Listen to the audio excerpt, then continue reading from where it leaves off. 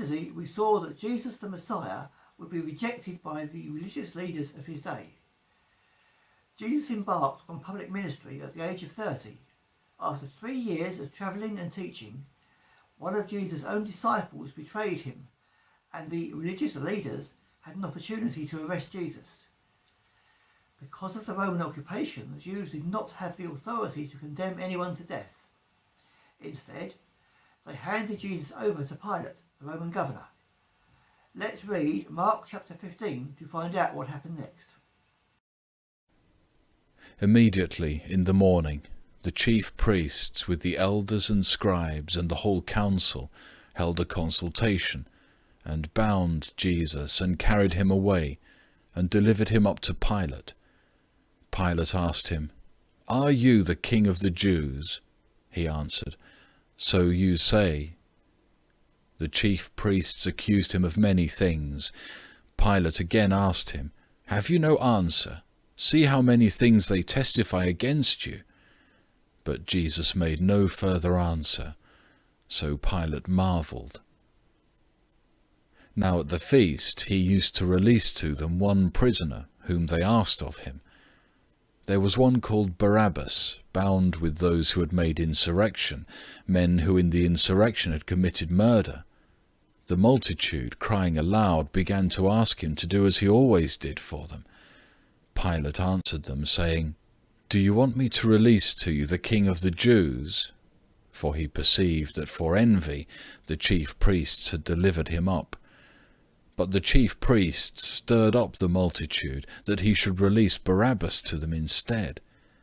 Pilate again asked them, "What then should I do to him whom you call the King of Jews?"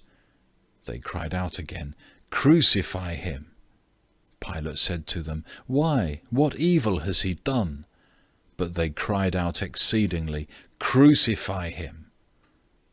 Pilate, wishing to please the multitude, released Barabbas to them, and delivered Jesus, when he had flogged him, to be crucified. Crucifying him, they parted his garments among them, casting lots on them, what each should take. It was the 3rd hour, and they crucified him. The superscription of his accusation was written over him, "The King of the Jews." With him they crucified 2 robbers, one on his right hand and one on his left. The scripture was fulfilled, which says, "He was numbered with transgressors." When the 6th hour had come, there was darkness over the whole land until the 9th hour.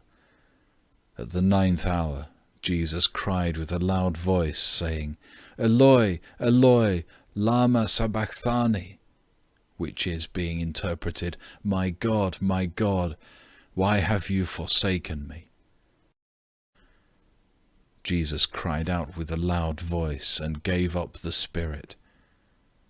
The veil of the temple was torn in 2 from the top to the bottom. When the centurion, who stood by opposite him, saw that he cried out like this and breathed his last, he said, "Truly this was the Son of God." Jesus was subjected to an unfair trial before he was condemned to death. He was abused before being led out to be crucified. He was nailed to a wooden cross where he died a few hours later. This might seem like the end, but as we will see tomorrow, there was much more still to come. For now, let's think about what the cross means. First, we can say that the death of Christ on the cross shows clearly how much man hates God. Jesus was rejected by both the political and religious leaders of his day, just as all men by nature live in hostility against God today. Next, we can see how the cross reveals the sovereignty of God over all people and events. Something like the death of the Messiah might be thought of to be a mistake or a triumph for evil, but in reality, even while men were freely acting according to their own sinful desires, they were fulfilling the purposes of God as spoken by the prophets long before. Finally, and most wonderfully for us, in the cross we can see how far God was prepared to go to rescue lost and sinful mankind.